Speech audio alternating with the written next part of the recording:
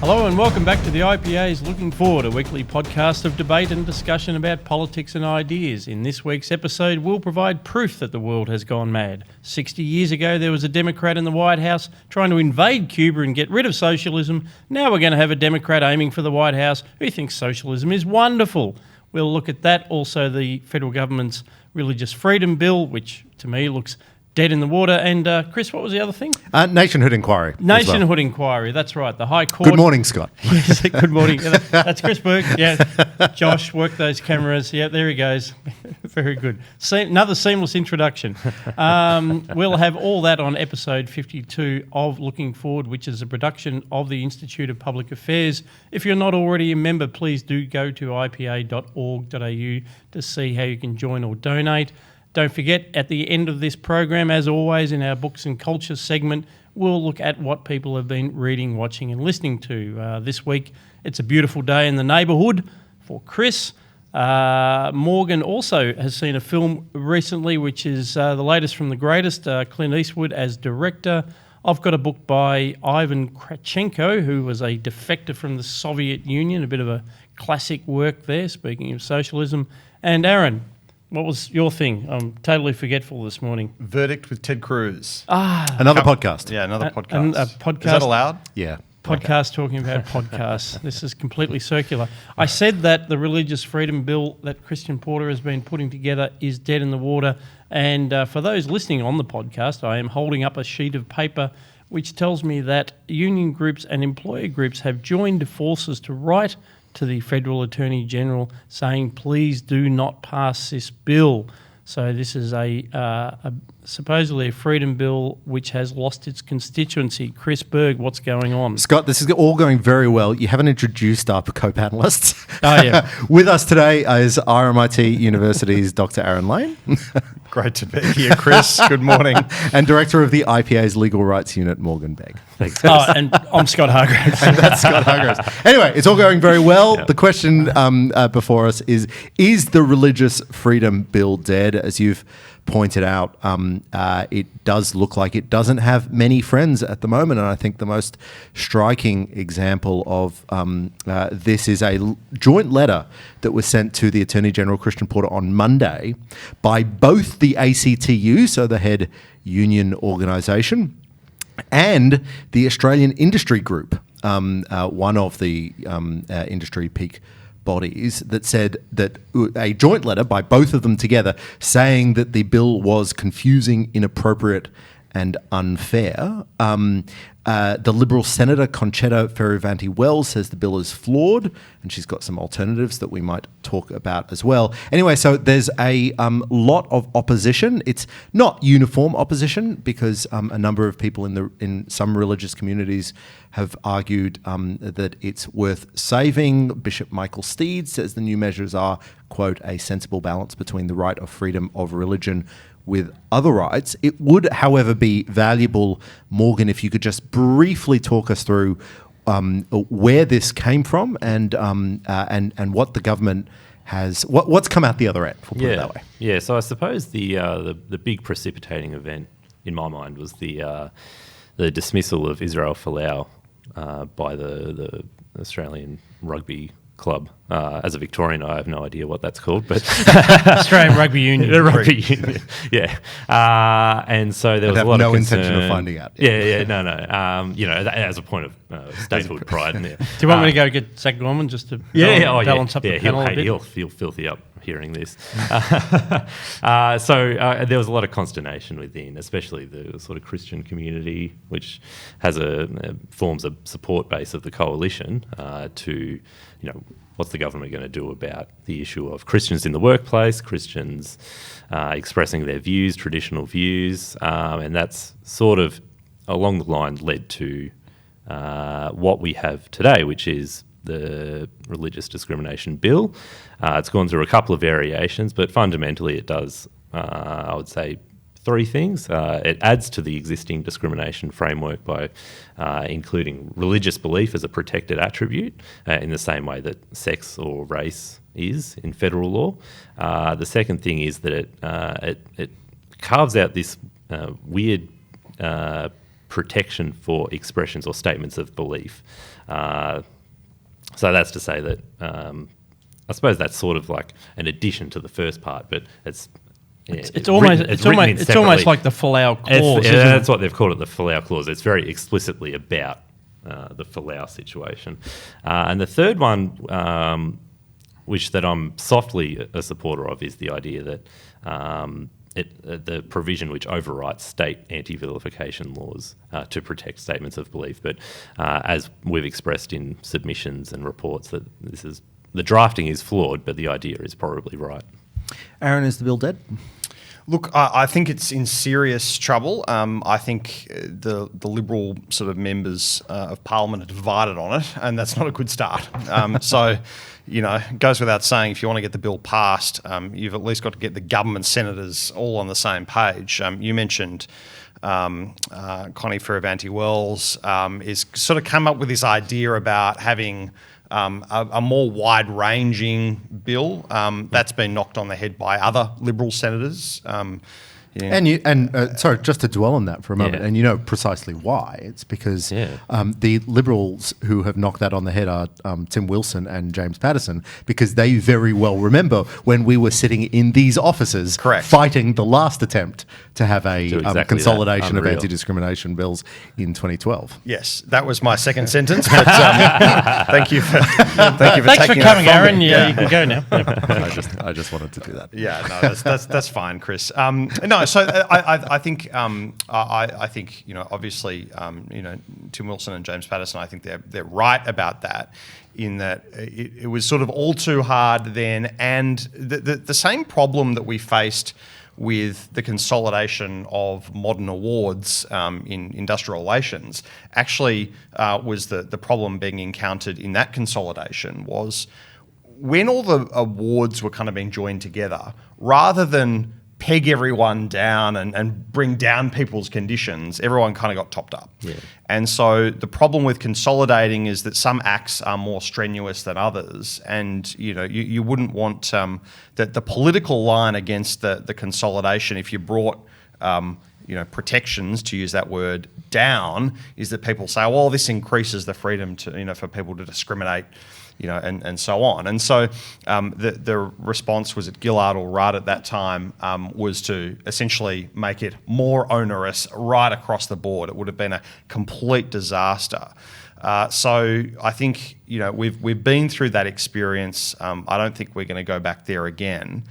But these latest movements on the AIG and the ACTU. Yeah, I mean, if there was, you would punch through that. When I say there's no constituency for the bill, you would, the government could push through against employer opposition if there was a solid body of faith-based communities behind them saying, yes, we desperately need this bill, but that's what I'm not sensing. And this is the other problem. So not only have you got divisions within the government, the constituencies that should be in favour in a perfect world, with a perfect bill in a perfect world, you'd think the faith-based communities would be the advocates of this. Well, they are deeply divided as well. Yeah. Even amongst the same denominations and the same institutions, you have division.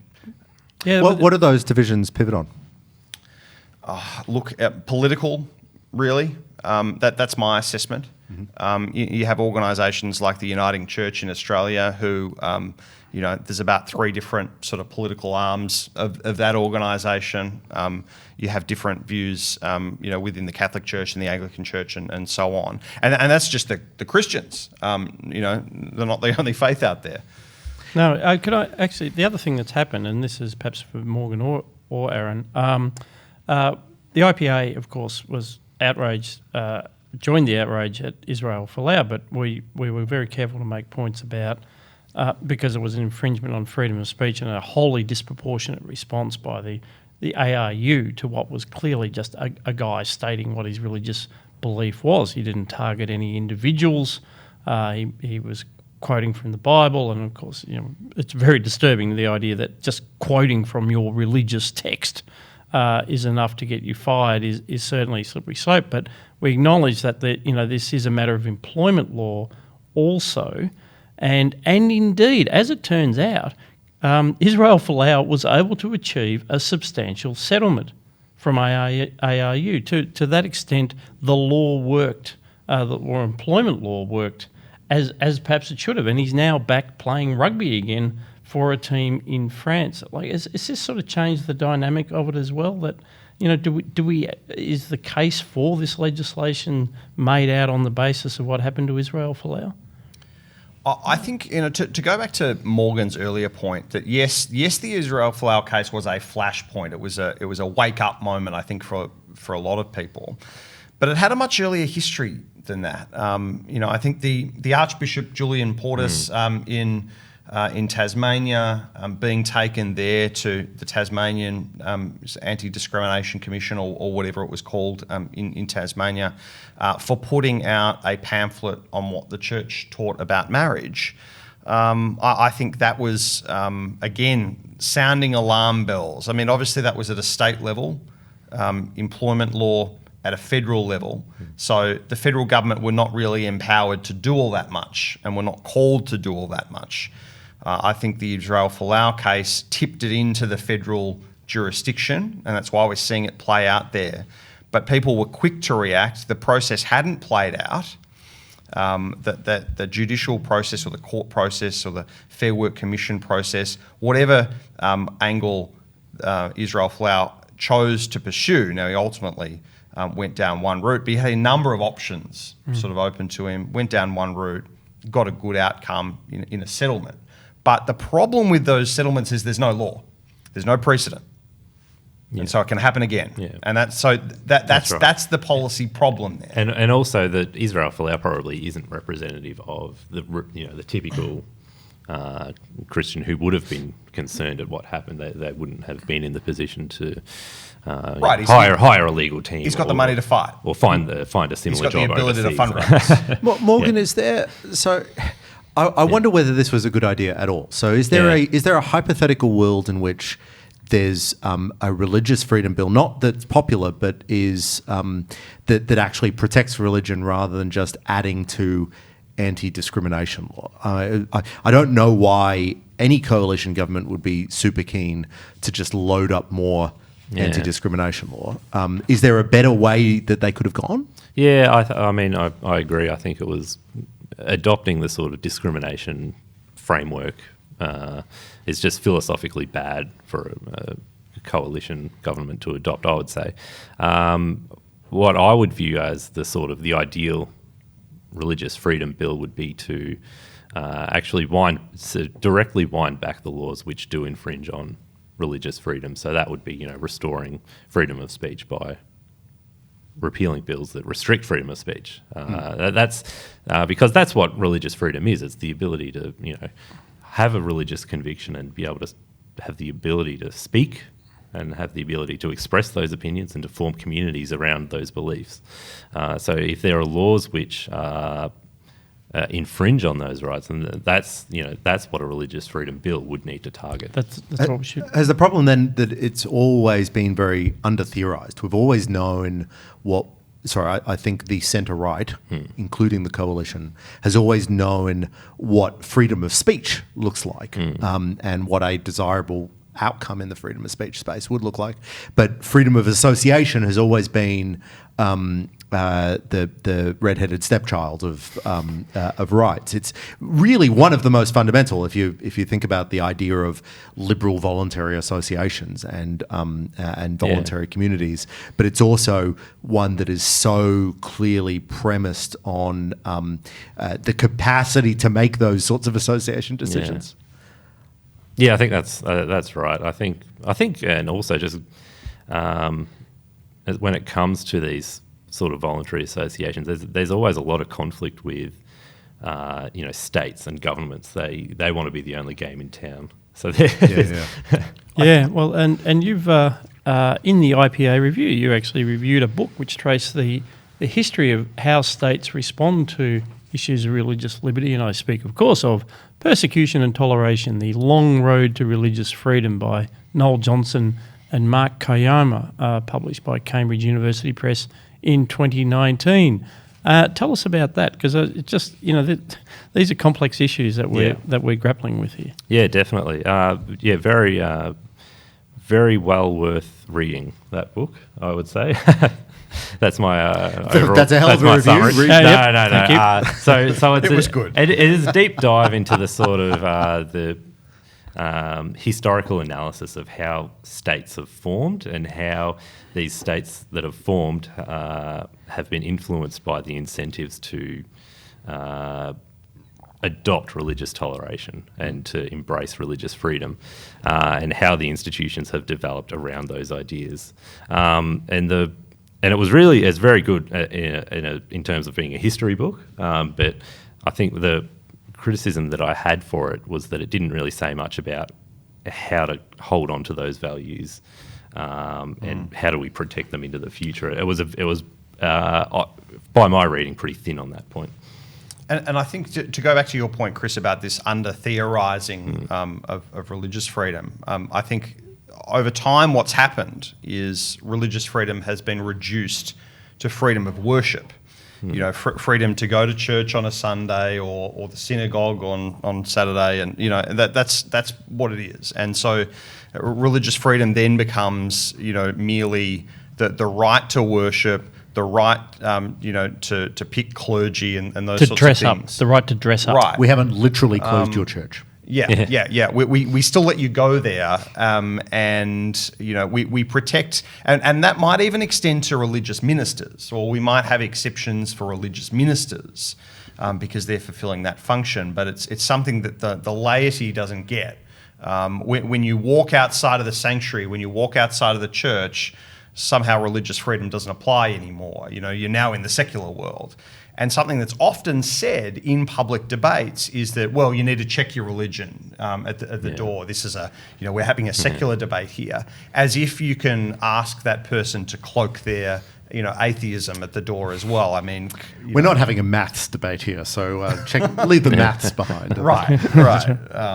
Yeah, and of course, what we're left with by default is progressivism, because it's check your religion at the door and adopt the official creed of diversity. And I worry what's going to happen is after the government has messed this up, if nothing else, it's messed up the politics. It hasn't got a clear constituency for it.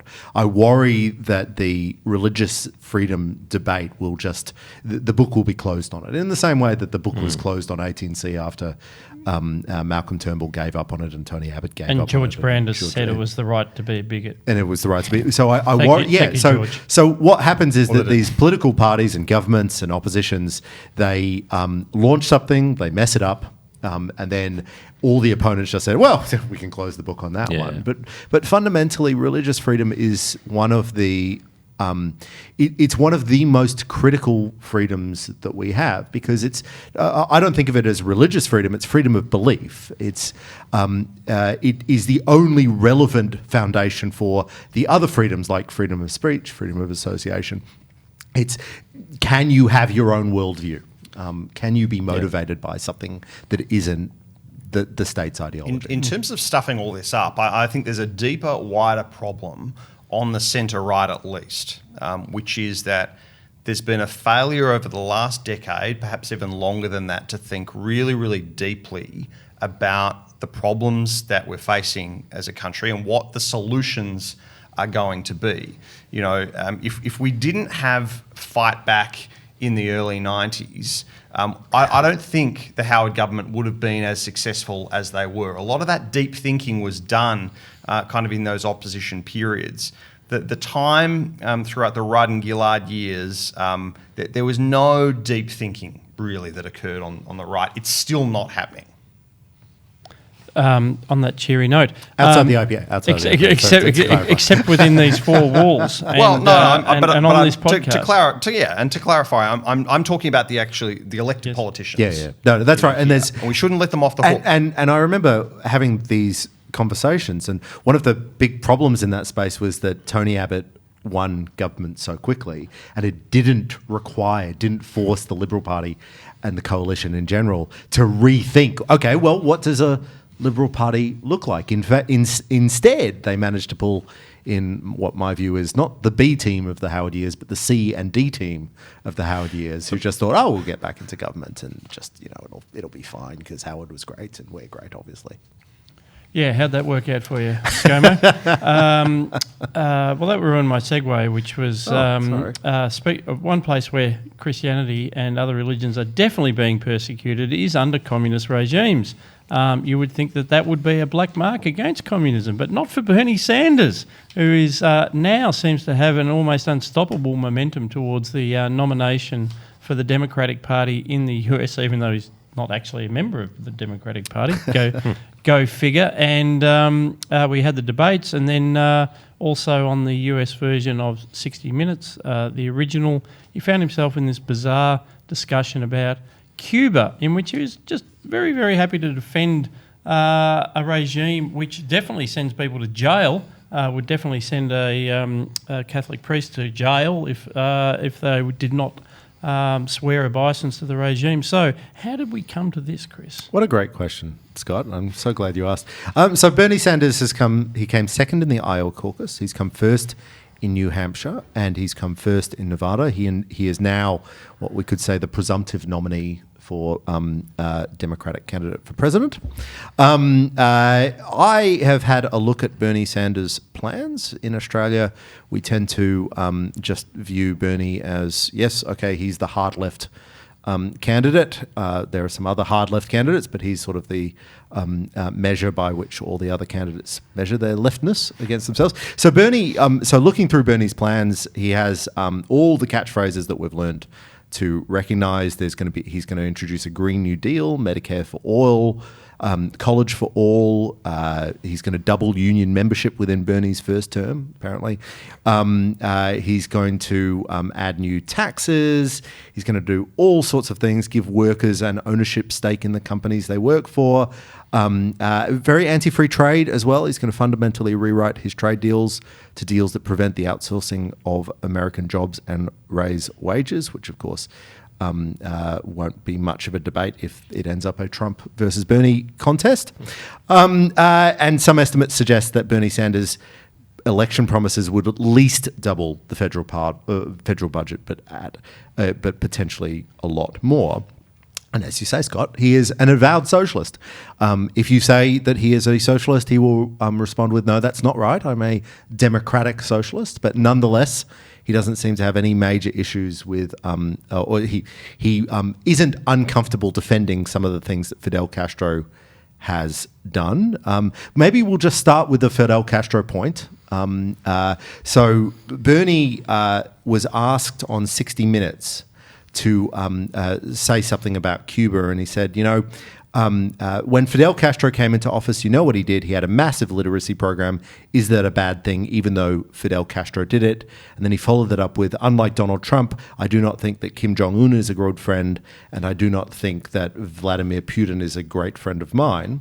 So I thought it would be interesting to find out whether North Korea had a literacy program, and turns out they also have a literacy program. So if I was Bernie Sanders, I would respond to, I don't think Kim Jong-il is a good friend, but he does have a literacy program. In fact, in 1950, primary education became compulsory for children, and there's 100% claimed literacy across North Korea. And that is apparently the hill Bernie Sanders will die on. Yes. The literacy programs on. Chris, in your research, did you discover amongst that literacy program, is it correct that the government prescribes what you're allowed to read and what you're not allowed to read? Is that part of the program? That's not what we're measuring it against, Aaron. I just want to clarify. There is only one book in North Korea, and it's the chairman's thoughts of the dear leader. So my unnecessary research aside, why don't we throw first to you, Morgan?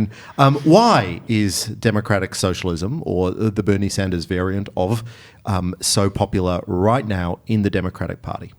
Well, I think it's just a complete divorce of the political class from the voters. It's been so long that the people haven't been represented. Their interests haven't been represented in Washington, in the federal government. The federal government has actively, I would say, worked against the sort of working class, middle class Americans.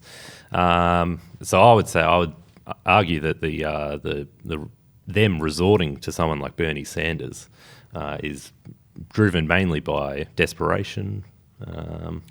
So this is Bernie's view. Yeah. Bernie tweeted the other day, "I've got news for the Republican establishment. I've got news for the Democratic establishment.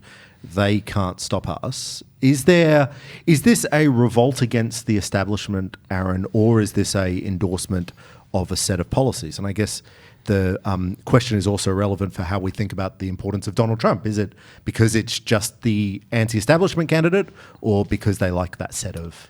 Yeah, I think it's the sentiment. People are not necessarily taking Bernie Sanders seriously on all of the plans that he's got, and the same was said about Donald Trump. Is that people don't believe literally everything he says, and so I think seriously, not literally was the line. Right. Take him seriously, but don't take him literally. And I think the same could be applied to Sanders. And you have to sort of run pretty left to get the nomination, as you have to, on the Republican side, you have to tend to be, right to the right. And, at the end of the day, with the Republican Party in the US, at the last primaries, we saw, Cruz and Trump kind of left standing there. And so I think the polarization of US politics leads to some of that. I have a real problem with this though. Like Chris, this approaching Bernie Sanders in this sort of wonkish way of talking about the policies. I literally don't have any other way. Well, no, but that's you met Chris. But I think certainly the political coverage has lost the capacity to think through ideology. I mean, we around this table, we at the IPA take ideology very seriously as an organising set of ideas. Bernie Sanders isn't a socialist because he believes in single payer healthcare. I mean, he's a communist basically, and this is a deep world view. There's a reason why he's happy to go to the Soviet Union. There's a reason why he's happy to go to Cuba. Yeah, that's right. He honeymooned in the Soviet Union. I mean, communism has killed 100 million people during the 20th century, probably about 20 or 30 million of them in the Soviet Union alone. He has his honeymoon there. I mean, and think about when that was. So this is 80s. This is only like 40, 50 years after the millions of people died in the Ukraine in the Holodomor, which was a deliberate extermination of so-called class enemies. Like, the kulaks were anyone with a cow, basically. So he's happy to do that. He's a dirty, rotten communist, but we've lost the capacity to have that discussion. And so instead you reduce to these policy issues, this list of policy issues, and even 60 Minutes, I mean, good on them for at least giving him a little bit of a touch-up, but something like literacy, it's like, well, what about the people in the concentration camps in Cuba? What about the millions of people who tried to escape? Why did the German Democratic Republic have a wall to keep people in? There's no capacity in the public debate anymore to actually get to the rotten core of communism and what it means, and then to relate Sanders back. Instead, it's like, anyone can see that America needs a better healthcare system, and Bernie's the guy that's going to give it to us. Bernie doesn't care about healthcare. He just wants to bring down his class enemies. And you can see from some of his responses on that interview, if you haven't seen it, go and watch it. It's fascinating because he's asked about how much it will cost. And just by his responses, he doesn't care. No, he doesn't know. So one, it's just clear that he doesn't know. He hasn't really thought about it. And two, he doesn't really care all that much. He said, it'll be $30 trillion or something like that. And is that all? And okay, and the follow up question is, how are you going to pay for this? That's how I price my promises. To clarify. Yeah. How are you going to pay for this? Mr. Sanders. We're raising all these taxes. Yeah, but those taxes, even not accounting for behavioural changes when you put up taxes on people, even assuming that the people, still act the same, they're only going to raise about, maybe 10 trillion. That's 20 trillion in the whole. That's just on healthcare. And he sort of doesn't care. He doesn't care. He doesn't care. I mean, he doesn't want to give workers shares in corporations so that the workers can have some equity. It's not this is not like the And then he'll tax them if they get the too much worker of it. will be represented by the government. yeah. This is what he actually wants. He's trying to he Workers' wants to committee. turn them into workers' committees and Soviet control of the corporations because he knows that's really what it's about. I think we're getting a little bit carried away here because Damn straight I am. the real, the Cold War's still on. The person at fault here is not Bernie, it's Joe Biden. All right. Joe Biden is the Jeb Bush of this race. He is a low energy loser. He's being selfish. He first started running for president in 1988. Wow. All right. And he's run a couple of times since then. He had a good crack, but was beat out by Obama. He should have, if he wanted to become president, the best time for him to become president was against Trump last time around. He decided to sit that race out. And now he's coming back? I just think it's incredibly selfish, I think, action for him. He's chewing up all these donations, all this kind of media time, and he's not getting the poll results. So my prediction is that he'll sit out Super Tuesday. He kind of has to now. He wants to get a bit of a bump in South Carolina because he's always been really strong there with African American voters. I think if he performs poorly there, he's out. But he stayed too long. He shouldn't have been there to start with.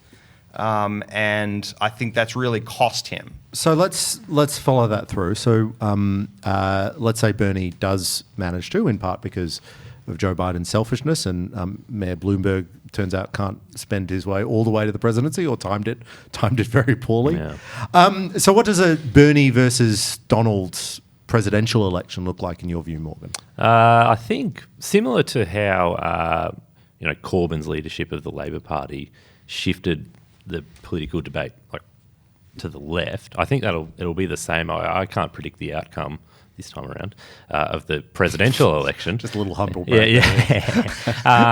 But I think the involvement of Bernie Sanders at the head of the Democratic ticket that'll shift the debate away from the right. It'll go to the left, and how much Trump will play into that. It may be a lot. It could be a big problem. There was an interesting observation on, I think it was the Commentary Daily podcast, the magazine Commentary, which was that it's probably already happened, but just as when Trump was elected, it meant that a lot of people on the right started rethinking a lot of their views about things like industry policy, obviously things like immigration and so forth. But it changed the right very materially. It's almost certainly going to do so on the left. And if Bernie looks like this isn't just a flash in the pan success, if he starts winning a few more caucuses, then over the next couple of years, we will see new left think tanks, we will see new left intellectuals take a leadership position, and the Democratic Party as we knew it, which is the Hillary Clinton, Barack Obama Democratic Party, won't really be the same. That third way politics of the 90s will be pretty much die on every side. Yeah. Oh, and as I say, that tradition represented, I said right at the top of the show, that tradition represented by Jack Kennedy, who was a fervent anti-communist, and Cold War warrior.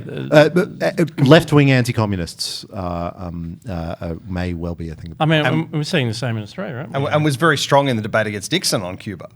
Indeed, to circle back. Yeah, that's right. The missile gap. Campaign done. on the missile gap, and we could segue into the ructions in the Victorian Labor Party and the last dying cries of the Labor right as it tries to survive under an Andrews government, and an assault by Kim Il-kar, Senator Kim Il-kar. But again, if we spend too much time on Victorian politics, Zach will get angry, and we don't want that. Yes, that's right. Another time, perhaps, to talk about the honourable tradition of the Labor right when it comes to fighting communists in trade unions and in Parliament. But that is for another day. We're now also going to come back to, we've been talking about the High Court decision, and prior to that we're also talking about the Senate's inquiry into nationhood and citizenship and what it means to be Australian. Today we're bringing those two topics together, aren't we, Chris? It's very exciting, yes. So as regular listeners and watchers of Australian politics will know, the Senate is going through what has turned out to be a very extensive and very elaborate inquiry into nationhood, national identity, and democracy. It is nice, I guess, that the Senate gets around every once in a while to do everything, an inquiry just into all of the topics that it can come up with. But Aaron, you were a guest at the inquiry the other week, giving evidence along with what appeared to be another few hundred academics. First of all, what did you focus on? What were they interested in, and what was your take on the rest of the academic panelists? Yeah, so be as defamatory as you want. Well, I'm not protected by privilege here, Chris. Look, it's a good question. So, I guess for a bit of background, normally how a Senate inquiry works is that people make submissions, and then sometimes you're called to speak to your submission or give evidence, as they call it. And you do that individually, and there'll be a panel of senators that'll ask you questions. This inquiry was very different. Instead, I actually didn't make an initial submission. Now, the IPA did. It was a very good submission in my view, but I was invited to an academic roundtable. And at this roundtable, there were 20 academics that had been invited from universities all over the country, and we didn't really have a lot of information ahead of time. So some of those members had made submissions. Others, like myself, had just been invited along for the fun. And so rather than give these, I guess, submissions based on your written submission, it was kind of just a bit of a free-for-all. So it's been led by Senator Kim Carr, and the Liberal deputy is Senator Amanda Stoker, who's an LNP senator from Queensland. And so it was an interesting dynamic. The focus of the discussion was for the first few hours, and that's the other thing that's interesting, is that normally these appearances you might be there for half an hour. This went from 10 till 4. Good. Right? And so the first 2 and a bit hours were focused almost exclusively on the recent High Court decision, the Love decision, involving the 2 non-citizen but Aboriginal men. Aboriginal Australian. That was That's the debate. That was the debate. Yeah. There was a New Zealander and a native, one of favourite son of Papua New Guinea, in fact. Yes, wonderful country. I've spent a lot of time in PNG. It's a beautiful place, but I can also understand why you might not want to be deported there as well. So my contribution around the table, I sort of sat back really for the first hour and a bit, just to see what other panellists were contributing.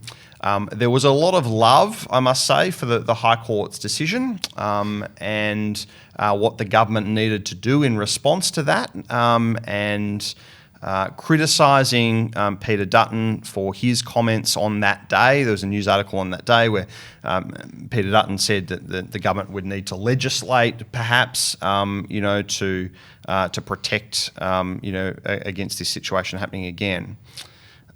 My contribution was simply to point out that actually this was a really complex High Court decision. This wasn't a case where you have, say, 6 judges and 1 in dissent. It wasn't a case where you had 4 judges writing together and 3 separate dissents. This was a case where we had 4 judges writing separately, forming a majority, and 3 judges, again, writing separately in dissent. It wasn't clear what the plurality decision was. What I mean by that for the non-lawyers out there is what's the narrowest decision that then becomes kind of the binding judgment. That wasn't abundantly clear.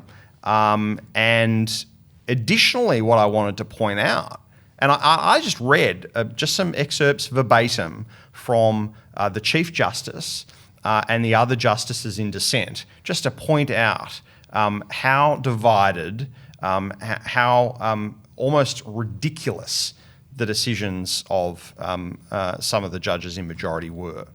And how was so you're in front of a it's a Senate committee, so you're in front of a group of senators. So what was Just two. Oh, just two. Okay. Yeah, just two on that day.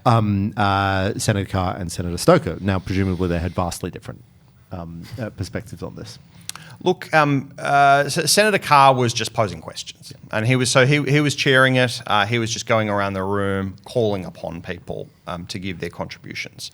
Senator Stoker would kind of play the more of the interjector, the interlocutor, where she would ask questions, and she would sit there and if I think she won't mind me saying this, if she heard something that sort of seemed to her a bit ridiculous, she would push back on that, and she would challenge that, but it was free flowing. Most people would just let go on.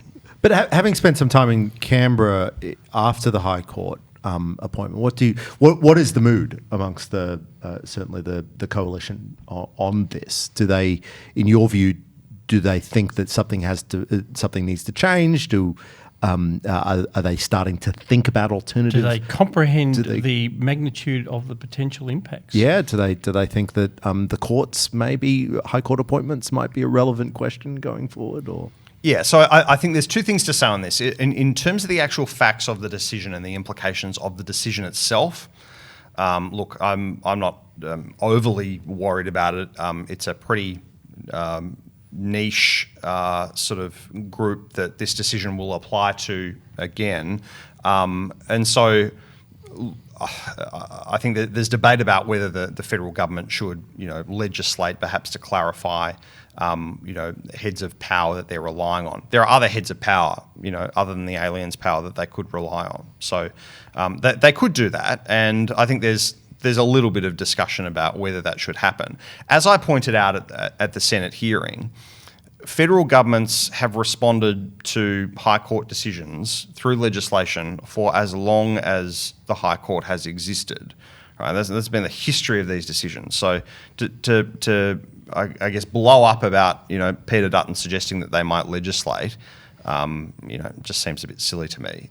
Literally, governments have done it all the time. So on the narrow facts, that's not the big game. What I think people have been rightly concerned about is the method of interpretation about how we got to that decision. And it's effectively because a number of the judges in majority have read in things into the Constitution. And I think that's not, certainly in my view, that's not an appropriate way of doing these things. Indeed, it's not the Chief Justice's view about how these things, policy decisions should be made by the legislature, not by the judiciary. And I think that has shone that spotlight onto, wow, 2 of the 4 judges in majority are up, that they reach their compulsory retirement age. I think one is in December, I think one is in the next March. And that's 2 appointments that this government get to pick. They are going to be incredibly important appointments. I think that's what people are focused on. Morgan, I mean, we've had this conversation a few times over the last couple of weeks. What does a good judge look like? All of these judges have come with reasonably good conservative credentials. They're obviously all incredibly intelligent, but they seem, in this case, many of them have been motivated by some really bizarre approaches to constitutional interpretation. What should we be looking for when assessing the next judicial appointments? Yeah, so the problem that we've had until now, and it's the problem of judicial activism, is that there's no consistency, there's no objective standards by which these judges are making these decisions. It's informed by their own personal values, their own political preferences, and that's led to a series of decisions over the life of the Federation. And this is just, as I said at the time, this is one of the most radical instances of that kind of activism. And so, what I would prefer to see is an objective, consistent philosophy of interpreting the Constitution, which I would regard as what the Americans call originalism. So that is to interpret, to define and determine what the founders and what the drafters of the Constitution intended the Constitution to mean, and then make the decisions based on that interpretation. Is that necessarily going to be liberty preserving? Because what I think about with this is that the US originalism is so liberty preserving because it's such a liberty preserving constitution. It was, it's the most radically libertarian constitution. It's not a libertarian constitution, but relative to every other constitution that's ever been written, it is the most radically libertarian. And so when you interpret it according to the lights that it was written, liberty preserving things come out. Australia's constitution is not at all like that. Not nearly to the same extent. I think there would be some improvements. Interpreting the Constitution according to its original design would definitely limit the government compared to what it is now. So that would limit its scope and its reach and its size. So that, as a consequence, I think would improve liberty in some respects. And then as far as, improving liberty in those other respects, that's not really for judges to decide. That's the Constitution sets out a method for constitutional change if that's the sort of path that we want to go down, and that requires a referendum. And so that's the path that should be followed, not sort of this sort of judicial fiat. Yeah, there are activists who believe that that is what is missing from the Constitution is a Bill of Rights. Now, I might disagree with them, but they're entitled to that view. George Williams, if you're out there, go for it, mate. Put it in a referendum. He's a regular listener, right? And we'll see how we go. Well, he's an assiduous reader of Morgan's annual legal rights audit, which we do appreciate. That is something that you can achieve through constitutional change. Whereas there is this sense that among the judicial activists, it's like, well, that recalcitrant Parliament and recalcitrant public are unwilling to introduce a Bill of Rights. Therefore, we will, through our decisions, achieve one de facto, and that's what we need to. We need to find some judges who don't believe that. Yes. The point I've been making on Judge this, Aaron Lane. Aaron Lane Justice, or works for me. Lane J.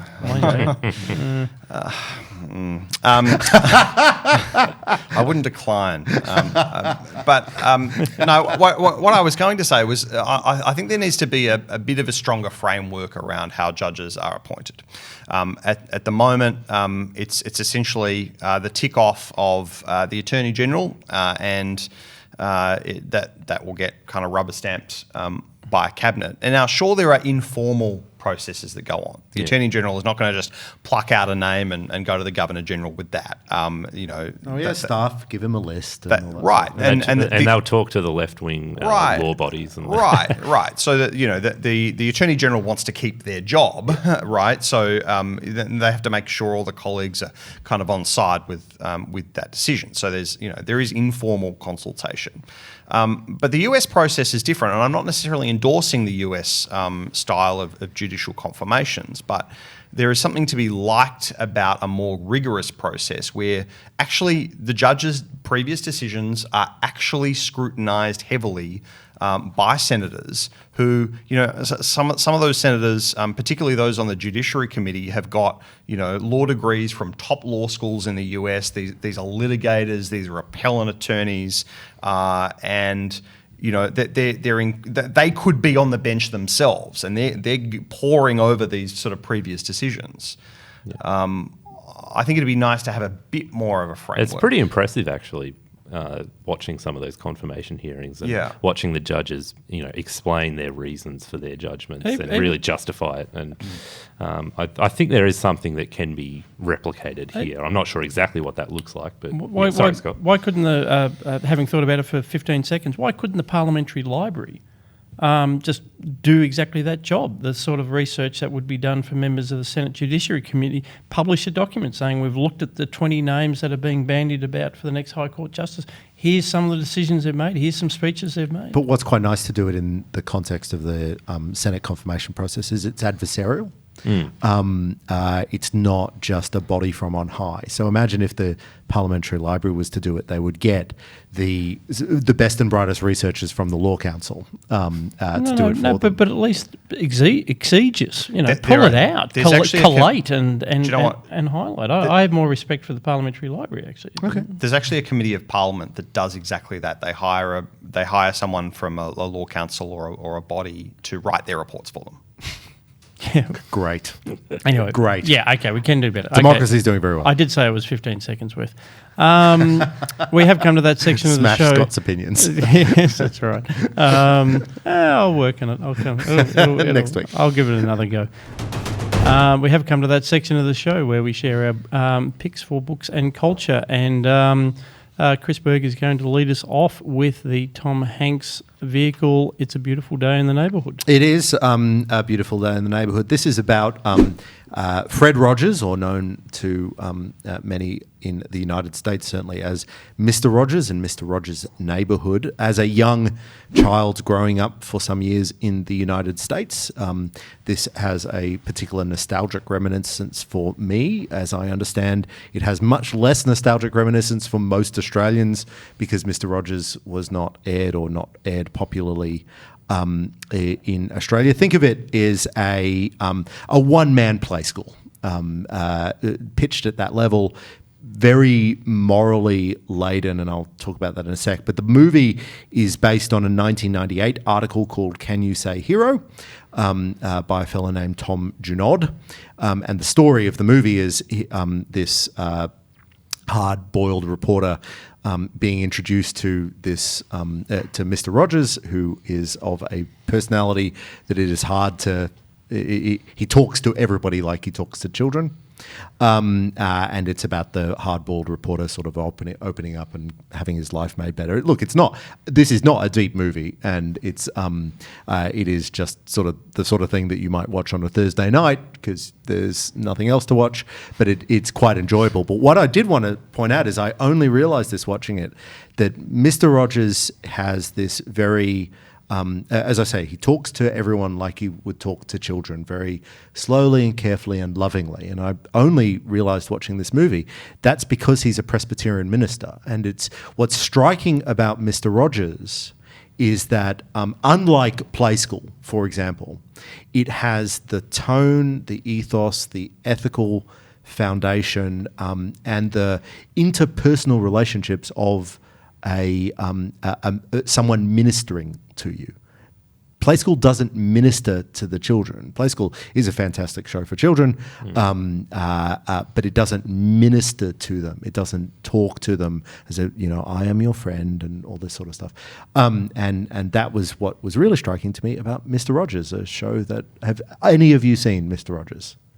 No. Did anybody know of Mr. Rogers? I knew of him, Okay. by reputation. This aware of it. This is just great podcast content. I was going somewhere else with it, like the trope of the movie of the the person coming into the world and then being affected. It's like the mirror universe of Almost Famous, where the reporter goes into that world and in becomes significantly worse. Yeah, that's right. They get him drunk, they get him laid.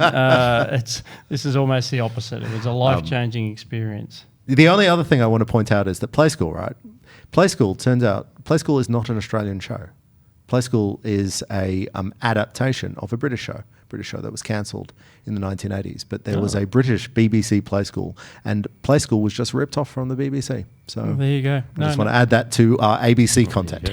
Yep. No, Against the review. ABC. Against the ABC. It was going to be a chapter, but Sinclair thought it would be a bit indulgent.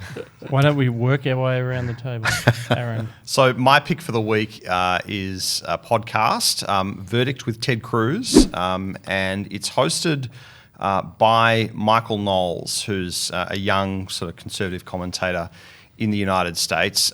Ted Cruz, Republican senator from Texas.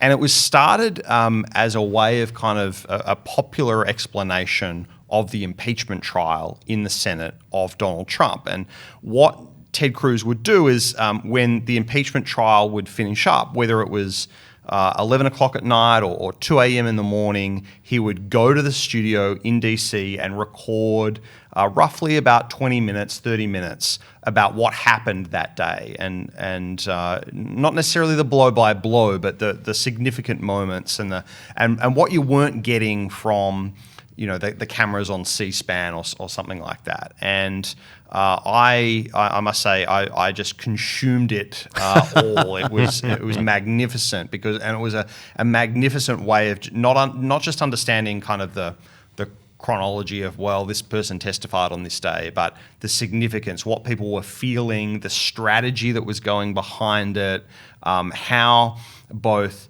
Trump's lawyers and the House managers were kind of framing the trial, and I learned an amazing amount. I think from listening to that podcast. It's continuing. So they posted something yesterday. Got to keep it going till the next impeachment trial. Right. Well, you wanted more impeachments, Chris. So I think when Sanders gets impeached, that'll be interesting. No, they're now trying to use the listenership that they've got, because so not only was it did it climb through the ratings for sort of news and politics podcasts, it was actually the number one rated podcast in the United States.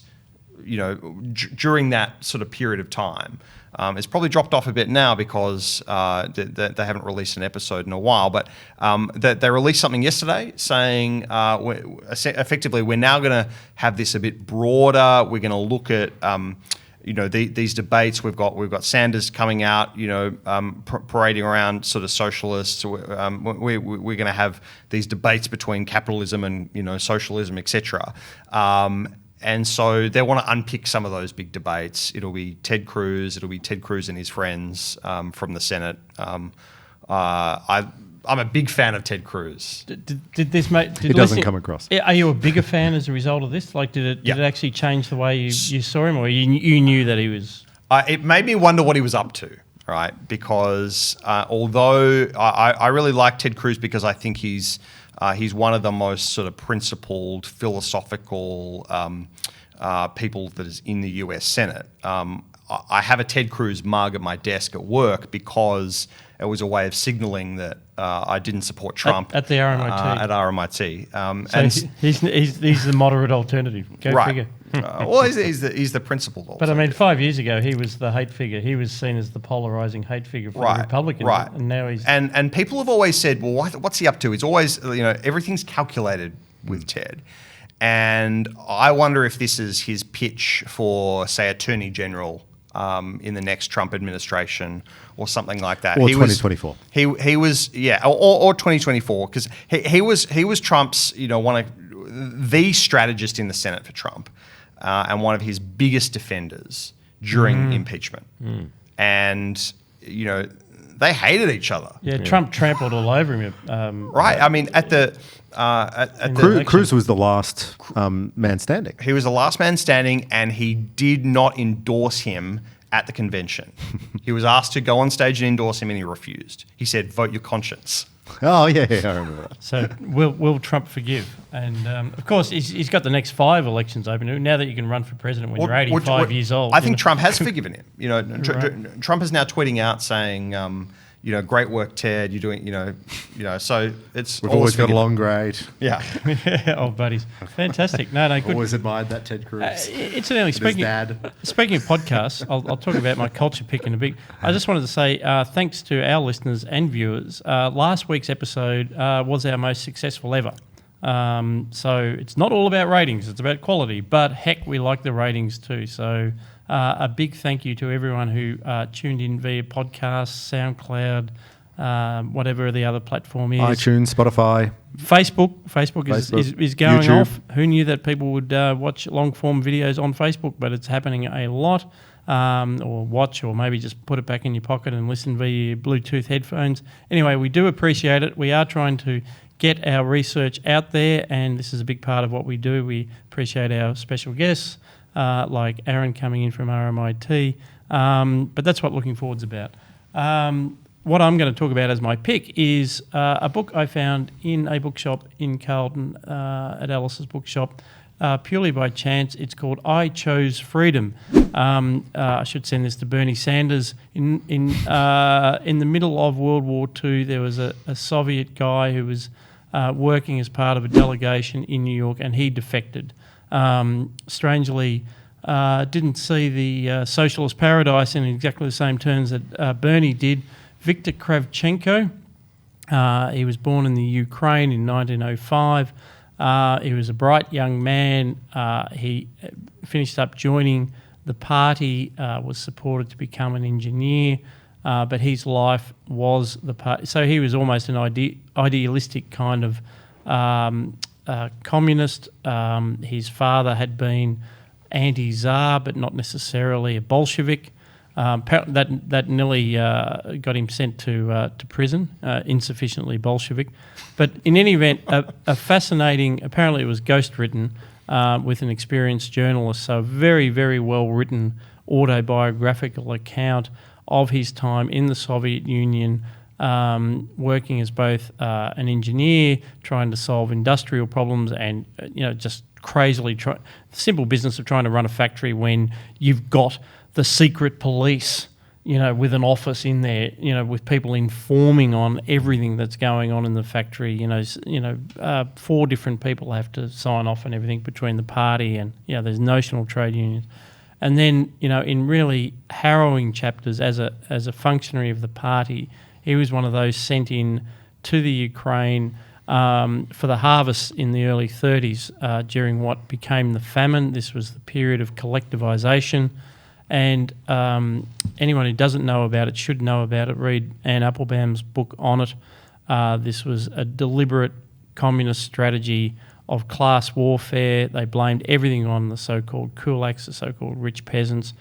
And the thing I got out of it actually, so I'd known some of that, but when he was growing up in the 20s, and it was the post-revolutionary period under Lenin, they were still shooting a lot of people and executing a lot of people, but pre-Stalin, there wasn't that mania for collectivisation.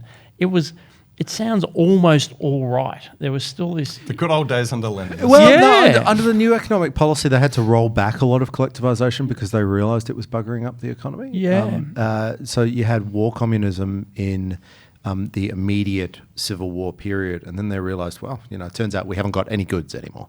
Yep. So they rolled in markets, and then Stalin took it slower, we'll put it that way. The collectivisation was built up over time rather than this panic. Yeah, in the war. and so it's just shocking to be reminded again of the extent to which Stalin and his henchmen, they really believed in collectivisation. It was, and they really believed that anything that went wrong in the country was the fault of. It wasn't just propaganda. They believed that it was the fault of saboteurs or German agents or British agents or secret capitalists or secret czars. The conspiracy theories which leads to the secret police or whatever.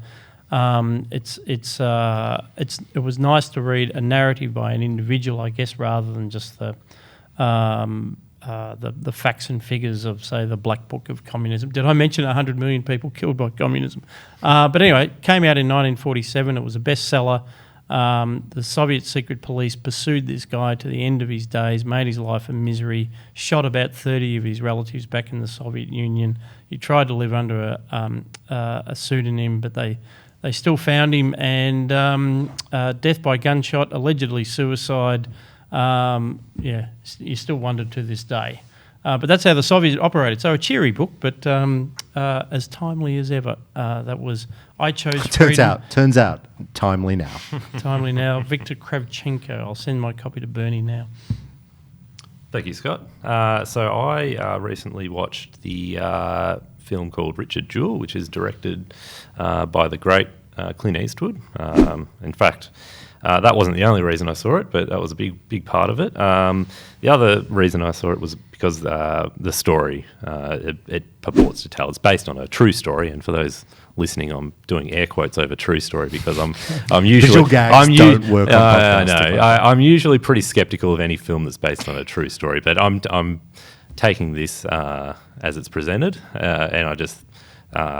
At the very least, it's an interesting picture into what Clint Eastwood believes for him to have presented it this way. So what it's about is it's about a pleasant but slightly odd man called Richard Jewell, who has not obsessed but devoted to the idea of law and order and law enforcement, and he finds himself as a security guard at an event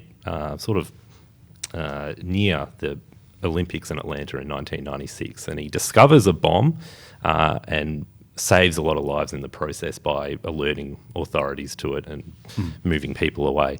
And through a series of inept investigations and media sort of circus, he gets fingered as the lead suspect in the investigation, and it really destroys his life in a way, or for that period anyway. Really turns everything upside down, and it sort of gives you an appreciation for. And when I say inept investigations, I mean they were taking advantage of his reverence for law enforcement to essentially deceive him into, or try to deceive him into giving up his rights, or to signing away his rights, and to deceive him into giving up information which he shouldn't have volunteered.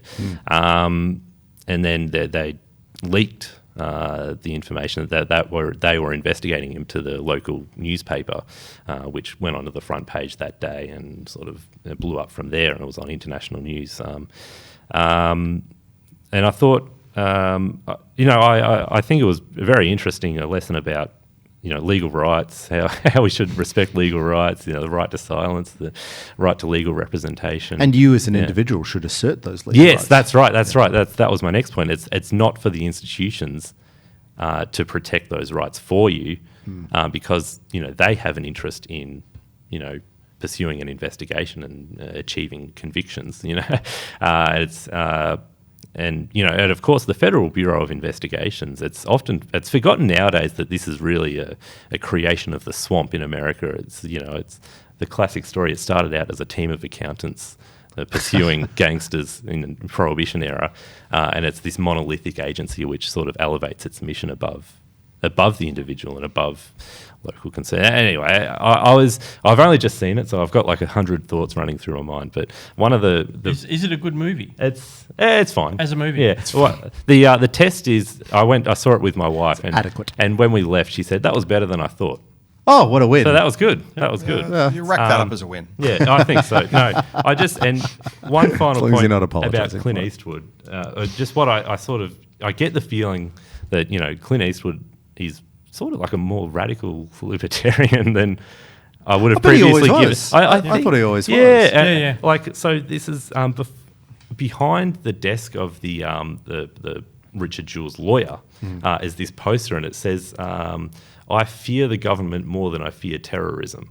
Mm-hmm. And I just thought, oh man, that's really telling to include that, consistently throughout the film. Does he make a cameo?